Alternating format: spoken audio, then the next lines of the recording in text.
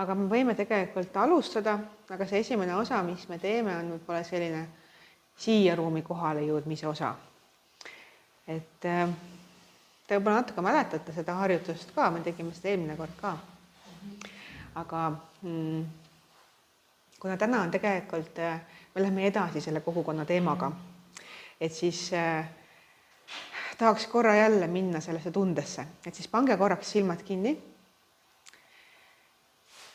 Ja kujuta ette, et sa ei ole selles ilusas soojas kirikus ja sul ei ole tegelikult üldse soe. Kujuta ette, et sa oled kuskil väga-väga külmas kohas. Kohe nii külmas, et sõrmed tahavad ära külmuda. Kujuta ette, et isegi lumi langeb sinu peale. Kujuta ette, et tuul tuiskab, ulub.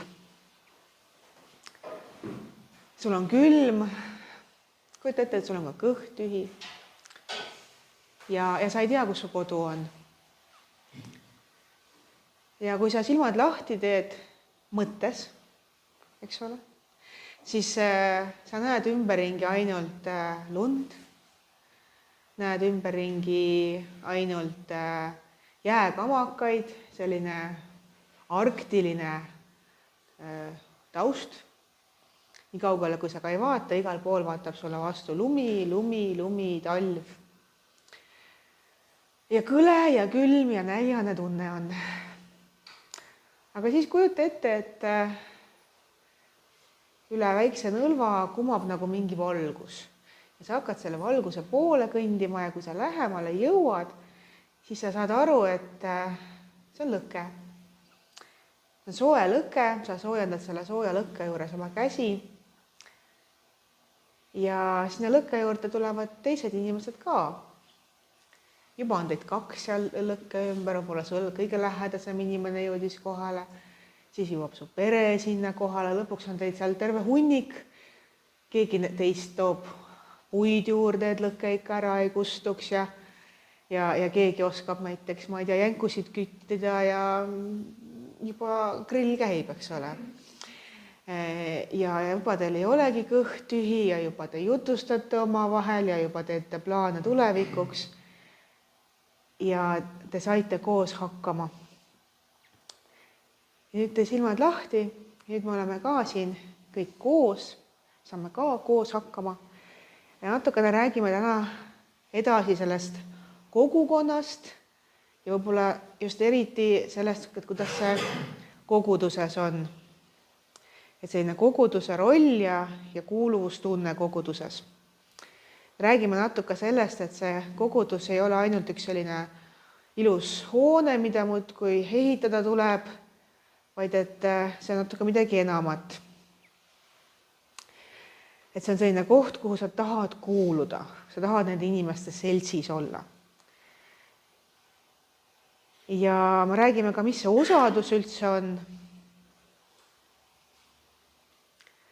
Räägime, et see on selline võib-olla sügavam hingeühendus. Millega?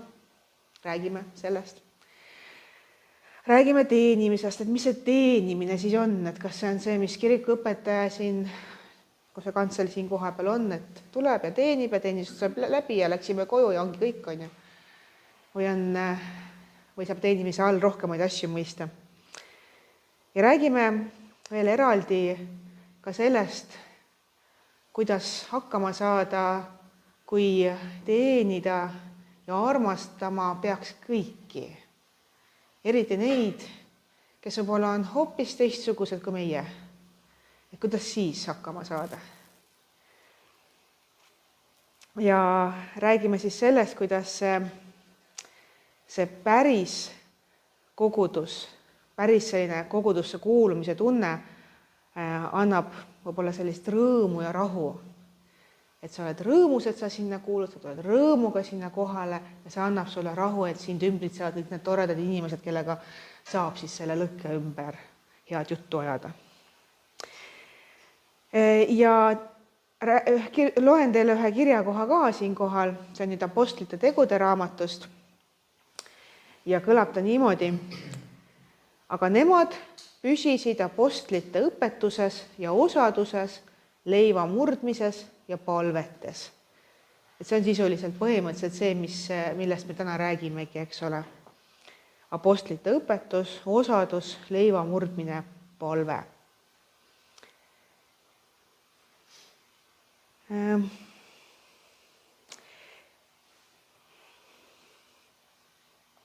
Ühe kirjakoha loeks veel. Seesama, mis siin slaidil näete, 1. Johannese kirjast. Aga kui me käime valguses, nõnda nagu tema on valguses, siis on meil osadus oma vahel. Et mis see osadus siis on üldse? Valguses käimine, vaata kui ilusasti kõlab valguses käimine. Et kuskil on pimedus, aga meil on nagu justkui see, me näeme, meil on teadmine ja me saame selles valguses käia.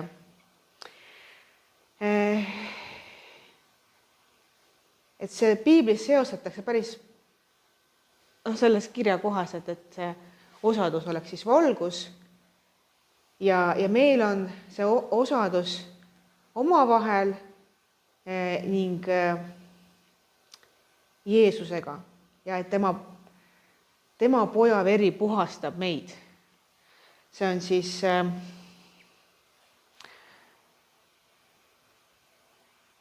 et see kirja kohtleb natuke edasi, et Jeesuse ja tema poja veri puhastab meid kogu patust.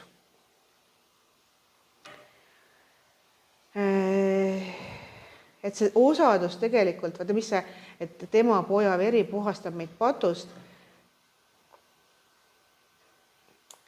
Me oleme riistitud, eks ole, sa oled kirikusse tulnud, sa oled riistitud, sa oled poole leeris käinud, sa oled teada saanud, et kes see Jeesus on, sa oled teada saanud tema õpetusest, meid on kõiki justkui õpetatud ühtselt.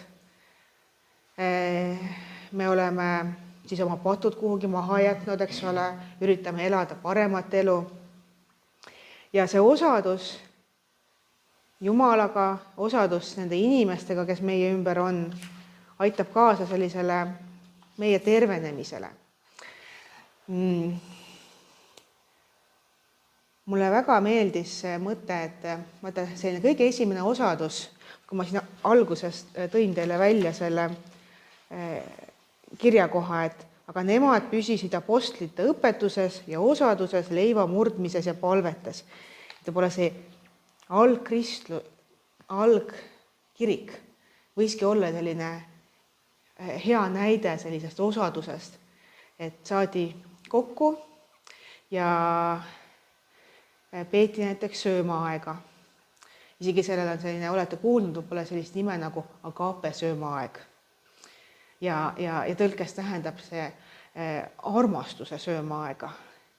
Ja põhimõtteliselt tähendas seda, et tuldi kokku, kellelgi oli süüa sinna lauale panna, kellelgi oli vähe sinna laua peale midagi panna, kellelgi polnud üldse mitte midagi. Ja siis nad said seda kõike jagada üksteisega. Said nii-öelda armastada üksteist läbi nende andide, mis neil olid. Et kellelgi oli rohkem toitu anda ja siis saigi teistele anda. Ja vaata, kui see üks inimene oleks ja tal ei oleks süüa, ta oleks näljane, eks ole. Ta ei saaks midagi, üksinda sa ei tee, sul ei ole süüa, siis sul ei ole süüa. Aga kui nad olid nüüd kambas ja said üksteist aidata, et neil oli kellegile toetuda. Et see on siis selline osadus inimestega, kes meie ümber on. Kui palju sa vajad süüa iga päev? Ütleks niimoodi, et hommikusöök on tavaliselt, lõunasöök, siis võiks nagu oode veel näiteks olla, siis võiks olla õhtusöök. See on juba 3,5 söögikorda. Ehk siis iga päev sa tahad 3-4 korda saada süüa, su keha kohe tahab saada süüa. Aga nüüd, kui me vaatame, et tuleme tagasi selle kirjakoha juurde, aga kui me käime valguses, nõnda nagu tema on valguses, siis on meil osadus omavahel ning Jeesuse, tema poja veri puhastab meid kogu patost. Et siis on üks osadus veel. Üks on see nagu inimeste vahel, on ju. Aga teine on see osadus Jumalaga, on ju. See on see Jeesuse veri, mis puhastab meid patost. Nüüd mõtlen, kui sageli päevas sa seda osadust nii-öelda saad. Et kui me süüa saame, eks ole, anname endale toitu 3-4 korda päevas, et kui palju sa seda osadust Jumalaga nii-öelda toidad. Et ikka oleme kuulnud, et pingamispäeva tuleb pidada ja seal pühapäeval võiks kirikusse jõuda ja see on nagu väga eredalt meeles, et see üks kord nädalas. Nüüd mõtle, kui sa saaksid süüa 1 kord nädalas. Et siis oleks su keha ikka väga näljane. Ja et siis seda Jumalaga koos olemist, Jumalaga osaduses olemist võiks olla vähemalt sama palju kui siis neid söögikordi päevas. Aga kui sa paned seda juurde, näiteks sul on see hommikupalve näiteks, enne sööki sul on selline palve, kus sa nagu, mitte lihtsalt ei laula laulukest, vaata niimoodi nagu rituaalikene, vaid et sa mõtled ka mõtled natuke järgi, et näiteks tänad päriselt millegi eest, mis sul ainult pooles päevas juhtunud on, palud millegi eest, õhtul jälle võtad asju kokku. Psühholoogidel on sageli selline tööriist ju ka olemas, et pea päevikut, pane kirja, mis sul hästi läinud on. Sisuliselt Jumalaga koos osaduses olemine, Jumalaga palvetamine on justkui see sama päevik, eks ole. Ma kurdan lihtsalt kõrgemale kõik oma mured ära ja ka tänulikkuse kõik annan sinna üles ära.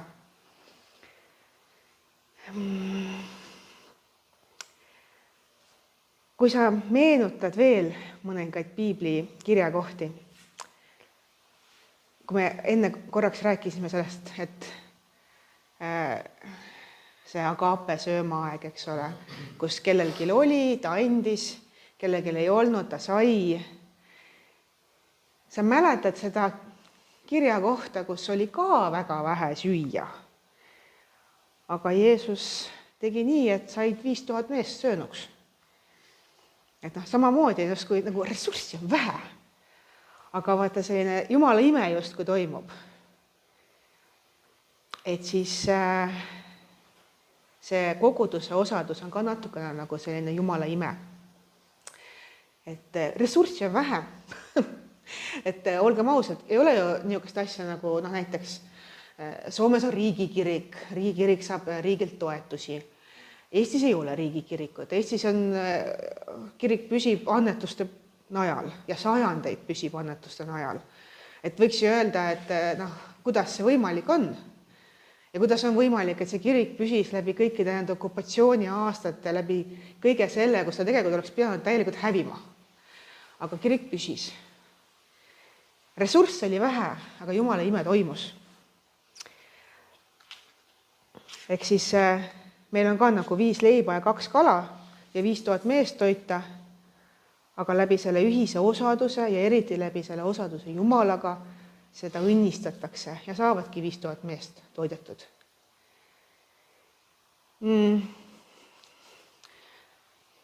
Nüüd kujuta ette ühte peret. Kujuta ette ühte sellist toredat peret. Ema, isa suhtlevad hästi oma vahel, räägivad, kui midagi on halvasti, räägivad, kui midagi on hästi. Toredad lapsed on, kui midagi halvasti juhtub, siis arutatakse, miks juhtus halvasti, mida saaks paremini teha. Kõik on hästi toetavad ja armastavad ja kindlasti mõni selline pere tuleb pähe.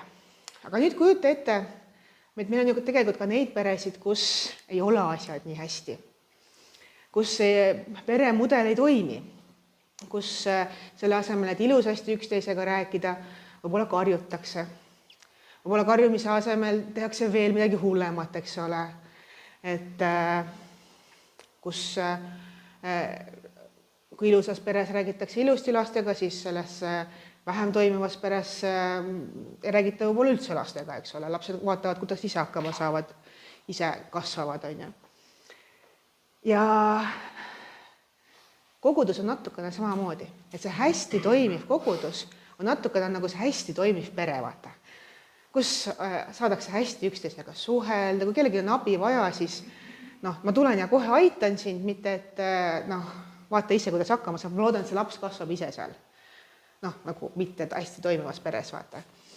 Et selles hästi toimivas koguduses siis igaüks proovib nagu vaadata, kuidas ta saab sinna kaasa aidata.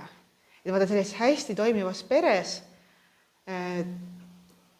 ema töötab, isa töötab, mingi ühine rahakott on, eks ole, kui lapsel on jope vaja, siis ikka muretsetakse. Ei küsita, et miks ma pean sulle jope ostma, eks ole. Et võib-olla koguduse puhul on ka, et selline hästi toimiv kogudus. See nüüd ei ole tähenda see, et nüüd peavad kõik jopesid ostma kirikule, aga see mõte lihtsalt, et kui sa näed, et kuskil on puudujääk, sa näed, et kuskil on mingi vajadus ja sul on juhuslikult võimalik seda vajadust katta, et siis sa teed seda. Ja see ei pea, me ei räägi nagu rahast, et jope ostmine stiilis tähendaks raha, aga et meil kõigil on mingid erinevad annid. Mõni näiteks on väga hea kuulaja, et see on kohe tema and, et talle tihti räägitakse asju ja ta oskab nii hästi kuulata. Ja see ongi tema and, sellega tema saabki seda kogudust teenida. Ta saab kuulata seda tädi, ta saab rääkida selle onuga ja neil on kontakt, sest ta on nii hea kuulaja. Teine äkki on hea lihtsalt sellepärast, et ta on olemas. Et sa tead, et kui sa tuled kirikusse, siis tema peale võib loota. Tema on kindlasti siin, kui vaja saab anda talle mingi väikse ülesande, sest ta kindlasti on olemas lihtsalt, et nagu tema teeb uksed lahti, ta on siin, aamen kirikus, eks ole. Ja mõni saab kaasa aidata sellega, et tal on ilus lauluhääl. Ta saab teenida selle ilusa lauluhäälega. Klaverit mängib. Mõni on näiteks, ma ei tea, näiteks tehnikaga väga osav. Et mõnel on tehnilist taiplikust. Teisel kohe üldse ei ole, on ju. Ja kui sul see tehniline taiplikkus on, aga sa hoiad selle kiivalt endale, et ma loodan, et keegi minu käest ei küsi, et loodan, et keegi küsi mu abi, eks ole. See oleks täpselt samamoodi nagu selles peres on üks väga tubli pereema, kes sai preemiat näiteks. Aga ta on nagu, loodan, et keegi teada ei saa, ma saan ise ära kasutada. Et kui sul on see and, sa saad ja sa saaksid aidata, et siis sa annad rõõmuga. Või näiteks keegi teeb väga häid kooke, on ju. Või näiteks võib-olla täiesti nähtamatu töö, aga võib-olla neist kõige olulisem, et keegi on väga hea palvetaja. Nagu täiesti nähtamatu töö, ükski inimene ei näe seda tööd. Aga Jumal taevas näeb seda tööd väga hästi. Ja see võib-olla, kui keegi saab palves kõik need asjad siin ülespoole saata, see on, nii kui kanal on avatud kohe. Nii. Ja kui me oleme siis sellised teenimisaltid, et see tegelikult see teenimine ei ole see, et meil on siin, eks ole, vöörmünder või siis meil on üks teine kirikuvanem, meil on kirikuvanemad, vöörmündrid, et tema on see teenija või kirikuõpetaja, eks ole, on teenija. Vaid me kõik oleme, sest see teenimine tähendab, et me anname ligimesele oma armastust. Mäletad, et eelmine kord rääkisime sellest, kuidas kõike viisi võib armastust anda. Ja siis selles koguduses me saame ka üksteist armastada lihtsalt olles meie ise, ehk siis meie annid, mis meil on, et me saame lihtsalt neid ande anda. Et mul on midagi rohkemat, ma oskan laulda, annan selle anni, Mina olen väga hea organiseerija, ma oskan neid, ma ei tea, ma olen nii osav reiside korraldaja. Aga eakad ka tahaks hea meelega reisile minna, aga ma pakun seda varianti. Näiteks, toon lihtsalt näite. Või kellelgi on veel mingisugune eriline oskus. ja ta saab selle tuua, nagu siis see ema, kes tuleb oma lapse juurde ja ütleb, et tead, ma sain preemia, kas lähme ostame selle jope? Muidugi lähme. Nii. Ehk siis igaüks leiab justkui sellise koha, kus ta saab oma Anniga teenida ja tal on ka sellest rõõmu. Sest esiteks, see on ju tegelikult, sa teed seda, mida sa oskad. Ja see, mida sa oskad, valmistab sulle ikka rõõmu. Ja kui sa veel seda jagad teistele, sa aitad teist ligimest, no see on nagu topeltrõõm.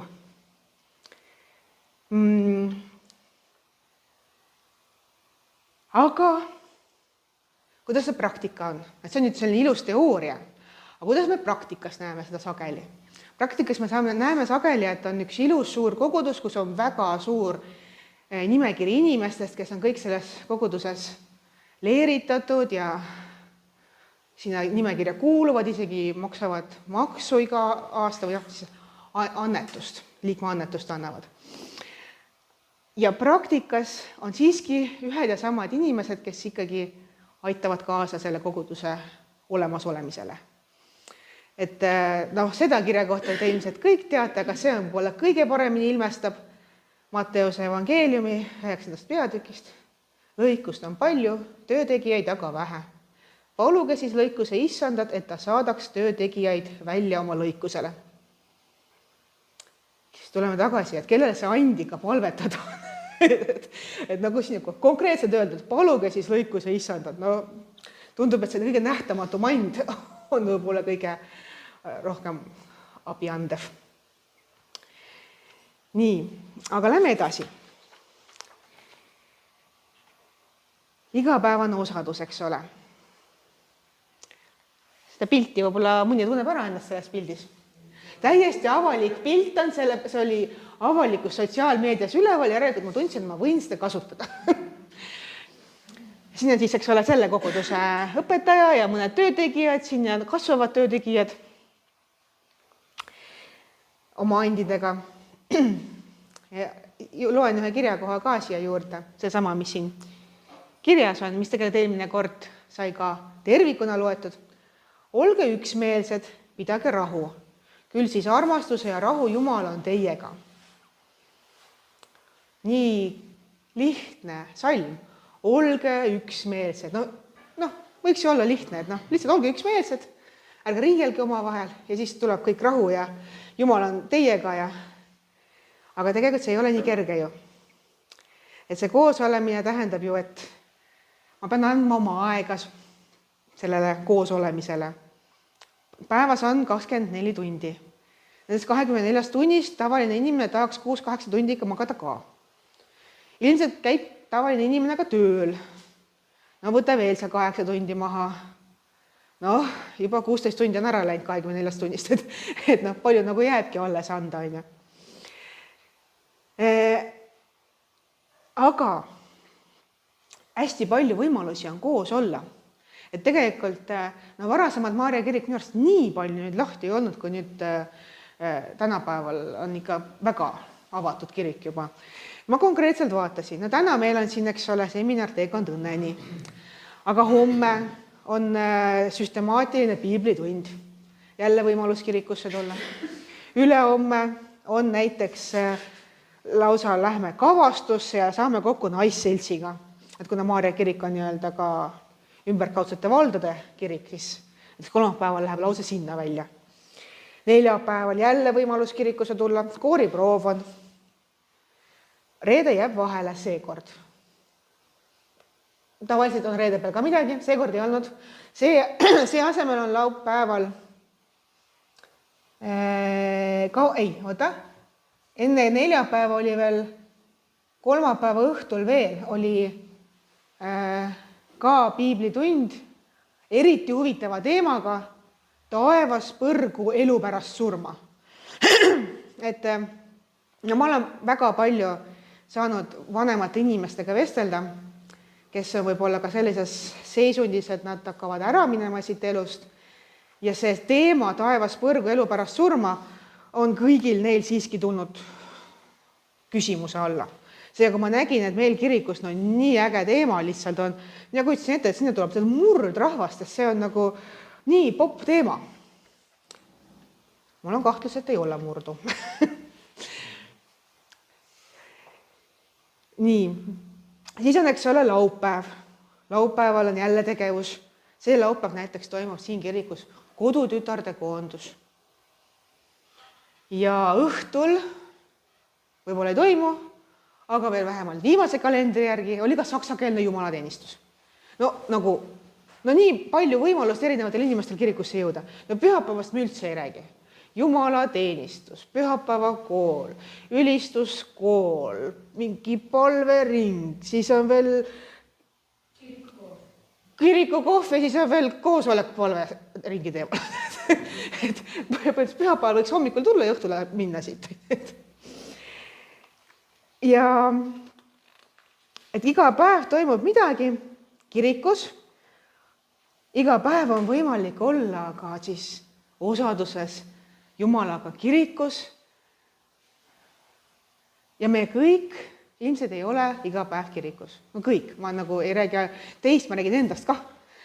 Et kui me saame, meil on tegelikult võimalus iga päev seda toitu saada, siis samas kirikus, erinevate nurkade alt, aga me ilmselt valime midagi muud.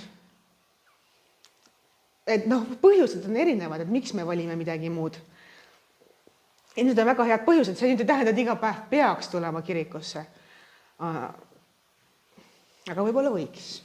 Tegelikult ka aus olla, olgem ausad, see oleks päris ilus elu, kui saaks nagu iga päev tulla kirikusse, veel parem, sest üldse mitte lahkuda ja me kõik elaksime siin, päriselt. No küll see oleks imeline lihtsalt. Kõik transpordiaeg kaoks ära. Jah, et ehitame kiriku üles, paneme sinna voodid ka ja ei lahkugi siit, on ju. See on juba klooster, jah. No võt.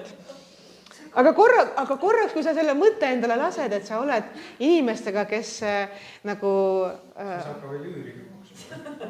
ongi kirik üles ehitatud, on ju.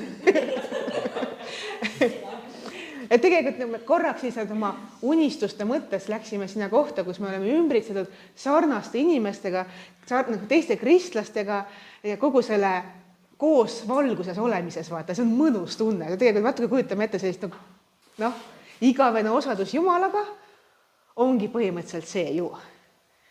Ehk siis see paradiis ei ole, tihti kujutatakse, paradiis on selline Eedeni aias, kapatakse ringi, aga tegelikult kui see hästi lihtsalt seletada, et põrgu on igavene lahusolek Jumalast. Sa oled lahus millestki täiuslikust ja imelisest igavesti. Ja paradiis on tegelikult see igavene, selle täiusliku suure armastusega koos olemine, et sa nagu selles valguses saad igavesti olla. Ja kes ei tahaks selles imelises valguses igavesti olla? Me kõik nii peaksime pürgima sinna, et me kunagi saaksime võtta sellisesse kohta. Nii, aga lähme edasi. Olge üksmeelsed, pidage rahu, püsis armastus ja rahu Jumal on teiega. Ja loen ühe kirjakoha teile veel. See on neid apostlite tegude raamatust jälle, 2. peatükist. Nad viibisid päevast päeva ühel meelel pühakojas, murdsid leiba kodudes ja võtsid rooga juubeldades ning siira südamega. Ja kogudus oleks siis koht kõikidele inimestele. Võtke vastu 11, nõnda nagu ka Kristus on meid vastu võtnud Jumala kirkuseks. Ka neile, kes on teistsugused, kellel on mõned erivajadused, psüühilised häired, mõni trauma selja taga, sõltuvus või kultuuriline eripära. Kui siit uksest praegu astuks sisse üks Nelli, ma võtaks ta nii avatud kätega vastu. Ta saab täpselt aru, mida ma mõtlen. Ta saab aru, kust ma tulen. Ta saab aru, miks ma nii teen. Ta saab aru, mida ma vajan ja ma lihtsalt täiega armastaks, kui just Nelli sealt sisse astuks, me saaksime üksteisest nii hästi aru. Kui mina astuksin sisse põhimõtteliselt, täpselt samasugune nagu mina, siis mul oleks väga lihtne teda armastada. Sest et me oleksime lihtsalt nii sarnased. Ja samamoodi vaata on ju, lapsed ei ole ju täpselt samasugused koopiad, aga igast lapses on ikkagi 50% mind. Ehk siis nagu 50% ulatuses ma saan temast päris hästi aru. Ma saan aru, kust tulevad need vead ja kust tulevad nood pahed, siis võib-olla ma ise olin ka samasugune. Aga vaata, kui ma peaks kasvatama kellegi teise last, kellel ei ole seda minuga sarnasust, mul on tunduvalt raskem. Et kust muidu tulevad kõik need rahva muinasjutud ikka kasuemadest, kes ikkagi olid nagu pahad kasuemad ja see ongi raskem, sest ta ei ole samasugune nagu mina, ta on teistsugune. Ja mul on raskem teda armastada, isegi kui ta on armas ja tubli laps, aga ta on teistsugune ja ma ei mõista seda, sest mul ei ole sellist tausta, mis aitaks mul seda mõista. Aga kui nüüd panna veel üle võlli, kui see inimene on ikka täiesti teistsugune. Mina oma töös puutun väga palju kokku inimestega, kellel ongi erinevad psüühilised eripärad. Ja ikka ongi raske mõista. On raske mõista, on raske aktsepteerida, et see inimene teistsugune on. Kuidas siis see inimene ei tee samamoodi nagu mina? Kuidas ta siis ei saa aru, et me peaksime kõik siia poole minema, aga tema läheb sinna poole hoopis? Kuidas siis seda inimest armastada, vaatamata sellele, et ta on nii erinev? Sest et Jeesus, nõnda nagu Jeesus Kristus on meid vastu võtnud. Et tema ju ei tõrjunud kedagi. Ta läks just nende juurde, kes olid täitsa teistsugused, keda kõik ülejäänud tõrjusid, aga tema ei tõrjunud. Et tema läks ja otsis nendega kontakti, armastas neid. Ja tegelikult kogu see kirik on üles ehitatud selle peale, et me lähme kuhugi välja sinna, kus veel Jumalat ei tunta ja jagame seda armastust. Ja see on ju missioon tegelikult. Ja tegelikult, kui me armastame, jagame seda missionit ka siis nendele, kes on natukene meist erinevad, siis me lähme ju Jeesuse jälgedes.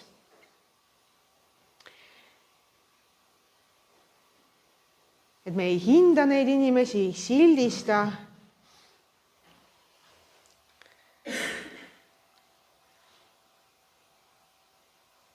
Ei pea kohut nende üle. Et tema on teistsugune. Ta ei saa niikuinii hakkama. Ärme annagi talle mingit ülesannet. Võiks ju niimoodi, aga tegelikult teine inimene on küll teistsugune, ta võib-olla ei tee sama hästi kui inimene B, aga ta saab ikka hakkama. Tal on ka anded, millega ta saab ka kogudust teenida, eks ole. Aga me oleme inimesed, on ju, me oleme inimesed, me oleme patused ja ikka me kipume tahtma, et teist inimest sildistada panna.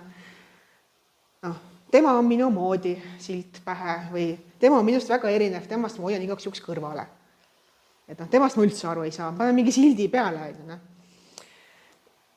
Aga kui võtaks need sildid maha, nagu Jeesus, eks ole, ilma siltideta, et vaatamata sellele, et ta on niivõrd erinev minust, ma proovin temast aru saada, ma proovin teda mõista. Võib-olla ma rohkemat ei saagi, sest ma olen kõigest inimene. Aga ma vähemalt ei panna ust ette, et ei. Siin on piir, seal on nemad, siin olen mina, siin on nagu need hästi toimivad inimesed, siin on kõik ülejäänud ja siit üle ei kõnni. Et sellist sildi panemist, et tema kõlbab, tema ei kõlba, saab tegelikult ainult Jumal taevas teha ju. Ja ma räägin teile nüüd ühe kirjakoha, pikk kirjakoht. Selle ilmestamiseks me paneme siia ilusa pildi. See pilt on joonistatud aastal 1435 sellise kunstniku poolt nagu Stefan Lohner. Te näete siin põhimõtteliselt viimset kohtupäeva, kus on siis, mida väga ilmestab see kirjakoht, mida ma loen Piiblist. Te teate seda kirjakohta, aga kuulake ikka. Aga kui inimese poeg tuleb oma kirkuses ja kõik inglid temaga, siis ta istub oma kirkuse troonile ja ta ette kogutakse kõik rahvad ja ta eraldab nad üksteisest, otse kui karjane eraldab lambad sikkudest. Ja ta seab lambad oma paremale käele, sikud aga vasakule käele. Siis ütleb kuningas oma paremal käel olijatele, tulge siia, minu isa õnnistatud, pärige kuningriik, mis teile on valmistatud maailma rajamisest peale. Sest mul oli nälg ja te andsite mulle süüa, mul oli janu ja te andsite mulle juua, ma olin kodutu ja te võtsite mu vastu, ma olin alasti ja te riietasite mind. Ma olin haige ja te tulite mind vaatama, ma olin vangis ja te tulite mu juurde. Siis vastavad õiget talle, issand, millal me nägime sind näljasena ja toitsime sind või janusena ja jootsime sind. Millal me nägime sind kodutuna ja võtsime su vastu või alasti ja riietasime sind. Millal me nägime sind haigena või vangis ja tulime su juurde. Ja kuningas vastab neile, tõesti ma ütlen teile, mida te iganes olete teinud, kellele tahes, mu kõige pisematest vendadest, seda te olete teinud mulle. Siis ta ütleb ka vasakul käel olijatele, minge ära minu juurest, te ära neetud igavesse tulle, mis on valmistatud kuradile ja tema inglitele. Sest mul oli nälg ja te ei andnud mulle süüa, mul oli janu ja te ei andnud mulle juua. Ma olin kodutu ja te ei võtnud mind vastu, ma olin alasti ja te ei riietanud mind. Ma olin haige ja vangis ja te ei tulnud mind vaatama. Siis vastavad ka need, issand, millal me nägime sind näljasena või janusena või kodutuna või alasti või haigena või vangis ja ei ole sind teeninud. Siis ta vastab neile, tõesti ma ütlen teile, mida te iganes olete jätnud tegemata, kellele tahes mu kõige pisematest vendadest, seda te olete jätnud tegemata minulegi. Ja need lähevad igavesse karistusse, õiged aga igavesse ellu.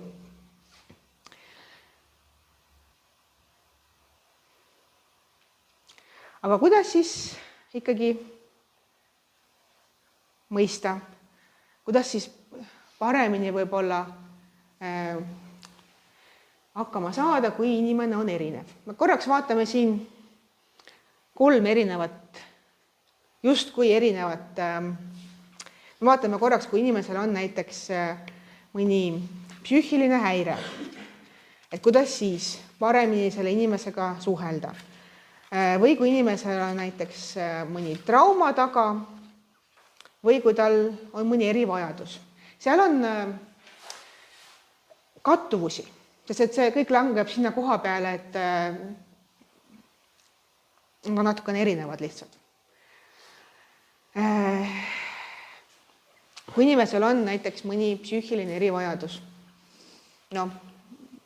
ei olegi oluline, kas seal on mingi diagnoos taga või ei ole, et mõni erivajadus võib olla väga märkamatu, et kui inimesel on näiteks, stiilis ärevushäire, siis tavaolukorras me saame täiesti rahulikult suhelda, siin ei olegi erinevust, aga mingid momendid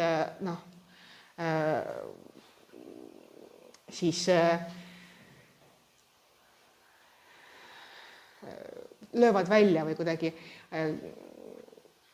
panevad käima. Ehk siis kõigepealt on aktiivsed ja kannatlikud seda inimest kuulata, peegeldada võib-olla, et noogutada, et ma kuulen sind, et see on su mure. Peegeldad vastu, nagu sa oleksid see peegel nii-öelda, et tema tuleb sinu juurde ühe infoga ja sa võib-olla natuke sõnastad selle ümber ja annad talle selle sama info tagasi. Ping-pongi mängid piltlikult öeldes. Minu abikaasa oskab hästi kuulata, ilma et ta võib-olla isegi fikseeriks, mis ma räägin, aga hästi oskab ja mind väga hästi aitab see. Et lihtsalt noogutab ja kuulabki. Teine on see, et kasutad sellist lihtsat ja selget keelt. Et ei kasuta mingeid kummalisi mõisteid, mis võib-olla kahetiselt võivad midagi arusaadavat olla. Ei kasuta sarkasmi, ei kasuta irooniat. Et me eestlastena armastame nagu niimoodi kahetiselt midagi öelda, aga kui inimene see erivajadusega psüühilise erivajadusega inimene vajab just sellist lihtsat keelt. Siis väga oluline tema isikliku ruumi ja piire austada, et sa ei tule kohe teda suurelt kallistama, sest et see ei. Kui on vaja puudutada, siis sa küsid kõigepealt luba, et kas ma võin sind puudutada ja siis puudutad näiteks. Või kas ma tohin sind aidata, et ei ole ka, et kohe jooksen teda aitama, vaid kõigepealt, kas ta üldse tahab mu abi, äkki ta tahab ise ära teha midagi. Ja ei sunni teda vestlema, kui ta ei taha rääkida, siis seda ei peagi rääkima. Ja samamoodi me küll võime näha, et tal on erivajadus, aga me ei hakka talle diagnoose mõttes panema või veel hullem neid ütlema talle, et sa oled stressis. Sellepärast, sul on kõik peas kinni. Ja kui on ikka inimesel arstiabi vaja, siis on omal kohal võib-olla seda niimoodi ääri-veeri uurida või küsida, et tavaliselt on mõni arst. Ma oma töös näen sageli, et arst on inimesel olemas, aga näiteks otsustati, et ma lõpetan rohtude võtmise ära. Ja mõnda aega on justkui kõik korras, rohtusid ei pea võtma, aga siis toimub tagasilangus. Ja tegelikult, kui sa tuletad inimesele justkui meelde, aga tead, mäletad, sa oled käinud ju arsti juures. See peab tulema väga loomulikult, mitte niimoodi, et sa tuled hops õpetama, aga professionaalse abi poole pöördumist võiks iseenesest soovitada või ärgitada. Ja siis ole tema vastu toetav, mitte kontrolliv, et lihtsalt sa oled tema kõrval, pakud talle tuge, ei ürita teda õpetada, siis ei ürita talle lahendusi anda, vaid lihtsalt oled temaga koos. Ja vältida tuleks käskude andmist või mingeid hinnanguid. Et näiteks väga raske on öelda, et sa pead ennast kokku võtma, et mis sa siin märatsed, et võta kokku ennast. Et tegelikult see on natuke vastupidise toimega sel juhul, et oled kõrval, kuuled, need erivajadusega, mitte erivajadusega, psüühilise erivajadusega inimesele on tegelikult hästi oluline selline stabiilsus, rahu, siin eelviimane, ja ka selline rutiin võib-olla, mis tal on. Ehk siis tema on harjunud kogu aeg, et ta saab neid toiminguid teha. Ja kui nüüd tuleb sinna väike kriis, et äkitselt neid toiminguid saab, sest samamoodi teha ei saa, siis võibki tulla, et ta läheb see ei tööta temal. Ja miks me praegu räägime sellest, et kuidas me seda teist moodi olevat inimest natukene saame armastada, siis ongi tegelikult see, et ka meie ümber on ju inimesed, kes on natuke teistsugused kui meie, ka psüühilise erivajadusega inimesed. Ja kui sul mitte midagi muud meelde ei jää sellest slaidist siin, siis jäta meelde, et sa kuulad teda, sa peegeldad tema juttu talle, sa austad tema piire, sa hoiad tema tempos, austad tema sellist režiimi, austad tema sellist tema piire ja vajadusel siis küsid, kas oled mõelnud rääkida kellegagi, kes sind oskab aidata, et mõni spetsialist. Nüüd natuke sarnane on asi ka siis, kui inimesel on taga taustast trauma. Ja ta tegelikult, ma arvan, ma ei tea, ma ei pane ka diagnoose, aga kui ma nüüd hindan nende kõnede järgi, mida mina kuulan oma töö käigus, siis minu isiklik hinnang on, et meil on kõigil taustal mingisugused traumad. Et kellel on see võib ju täiesti väike asi olla, aga need võivad olla ka väga suured traumad, et kes mis kodudes kasvanud on, kes on mida läbi elanud, keda mis asi trigerdab nii-öelda. Et mõni ei saa auto kõrval istmel istuda, sest et ta on auto avarii läbi teinud, ja teine, ma ei tea, ei talu kapukapsa lõhna, sest et tal on mina näiteks ei saa ABBA muusikat kuulata. Et kui hakkab Dancing Queen või siis Winner Takes It All, siis minul tuleb meeletu kurbus. Ja see ei ole nüüd sellepärast, et mul oleks meeletu trauma, aga sellisel hetkel oma elus, kus oli väga kurb aeg, mängis väga sageli ABBA muusika ja meie mälu on natuke seotud meie meeltega, ehk siis selle muusika kuulamine trigerdab minus neid samu tundeid. Ehk siis meil kõigil on mingisugused sellised traumaatilised mälestused, võib-olla ka traumad, aga kuidas siis vaatamata kõigile traumadele siis inimest hästi saada armastada. Et mida see trauma üldse teeb inimesega? Et kõigepealt ta võib tekitada inimeses ärevust. Et see inimene ongi natukene keskmisest muretseb natukene rohkem asjade pärast, kardab natuke rohkem asju, ei usalda inimesi enda ümber. Tal on mäluga on probleeme, ta ei keskendu hästi asjadele, trauma natuke teeb seda, et meil on mõtted väga laiali. Tema puhul võib tulla mingeid äkilisi emotsioone. Mitte midagi ei olnud, äkitselt istub siin maas, nutab. Kust see tuli? Keegi ei saa aru, aga tegelikult tuleb sellest, et see trauma on kuskil väga sügaval all olemas ja midagi ümbritsevast trigerdas seda traumat. Siis tema keha on kogu aeg sellises, nagu kohe hakkab pihta, kohe hakkame võitlema või põgeneme või nagu kogu aeg on selline, keha on pidevast sellise ärevusseisundis. Ja see trauma võib ka seda teha, et see inimene eraldab ennast teistest, tahab olla eraldi kuskil, ei taha suhelda inimestega. Ja selline traumast taastumine võtab väga palju aega.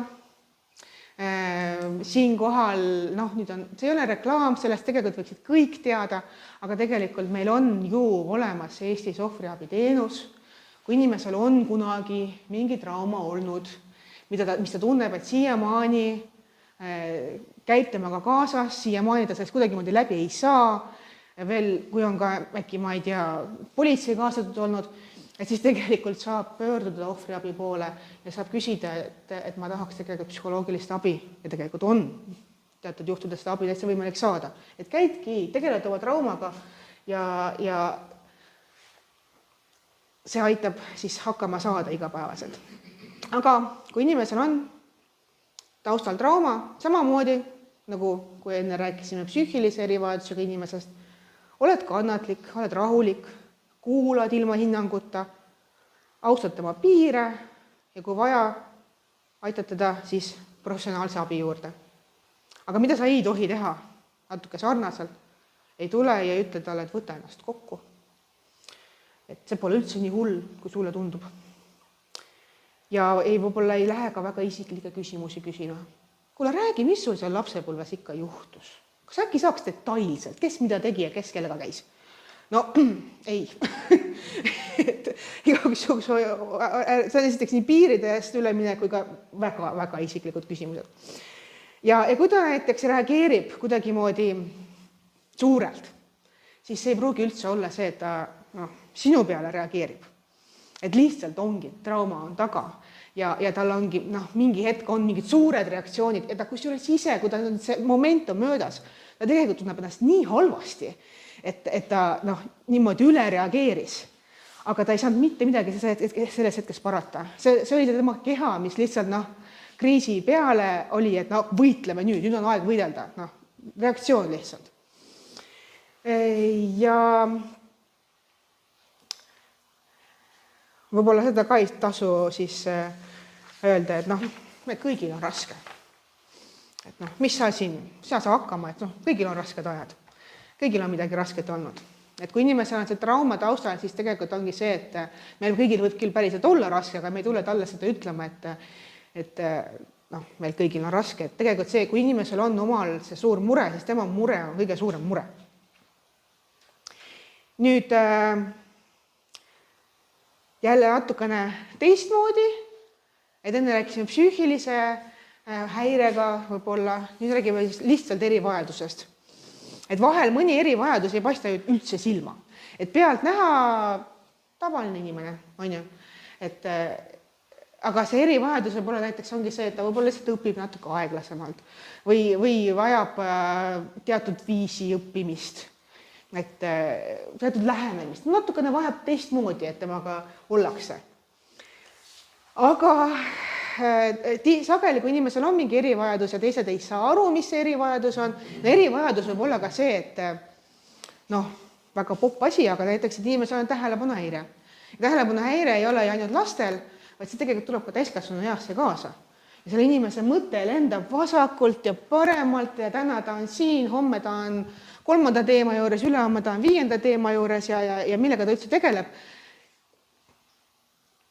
Meil on võib-olla raske mõista seda, aga tegelikult inimesel lihtsalt, ta ei suudagi olla ainult ühe teema juures, ta käibki niimoodi nagu, et võib-olla jah, natukene tavaline inimene ei jõua elu sees kõiki neid erinevaid erivajadusi ära õppida, aga lihtsalt me paneme endale kõrva taha, et kui inimene on erinev, siis me kuulame teda, me peegeldame, me hoiame piire ja me oleme tema tempos.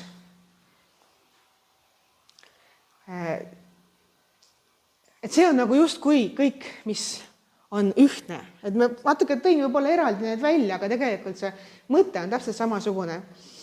Et küsi tema käest, mitte ära arva, et tal on õpiraskused, ta ei oska niikuinii kääridega lõigata, ma lõikan tema eest ära. No tegelikult sa küsid, kas sa tahad, et ma lõikaksin sinu eest ära. Tahab küll, okei, no olgu, siis lõikame. Aga võib-olla tahab ise pusida, no las ta siis pusib ise. Ja julge temaga suhelda. Et võib-olla sul ei tulegi välja temaga suhtlemine, sellepärast, et sa kardad natukene. Et see, mis on tundmatu, teeb meis hirmu. Me üritame siis panna selle seina vahele, et igaks juhuks me ei suhtle, sest ta on ju teistsugune, äkki ma teen midagi valesti. Aga tegelikult on niimoodi, sa ei saa olla täiuslik temaga suhtlemisel. Kui inimene teistsugune, sa ei saa täiuslik olla, küll aga, sest meist keegi pole täiuslik, küll aga sa saad olla julge ja sa saad temaga teha kontakti ja tegelikult see on see, mis me kõik vajame. Et see on kogu selle jutu mõte täna, et me vajame teisi inimesi, me vajame seda osadust teiste inimestega. Ka siis, kui me oleme natuke erinevad, me kõik oleme natuke erinevad, et me ei räägi ainult nagu teie ja meie või meie ja teie, et minul on eripärad, mistõttu minuga peab keegi natukene võib-olla arvestama minu eripärasid, kellegel teisel on omad eripärad, mõni on meile sarnasem, me saame rohkem aru nendest eripäradest, mõni on ikka väga teistsugune meist ja meil ongi teda raske mõista, aga et me tuleksime tema juurde, nagu Jeesus tuli kõikide juurde. Nii, ehk siis see kuuluvus oleks siis justkui nagu me kuulume kuhugi, on Jumala kingitus. Nüüd nii hästi ilmestab seda see kirjakoht kirjast efeslastele. Järelikult ei ole te nüüd enam võõrad ja majalised, vaid pühade kaaskodanikud ja Jumala kodakondsed. Vaata, milline vastutus meile on äkitselt pandud. Et me ei ole enam niisama, inimesed tänavalt, eks ole, meile on antud ka vastutus, et see koos olemine ja see koguduses olemine annab meile ka vastutuse, et me oleme need pühade kaaskodanikud.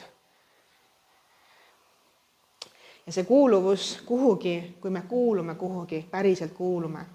Ja ma tean, mis mind siin ootab. Ma tean, et mind ootavad siin sõbrad, kes võib-olla aitavad mind, kui mul häda käes on ja keda mina aitan oma andidega.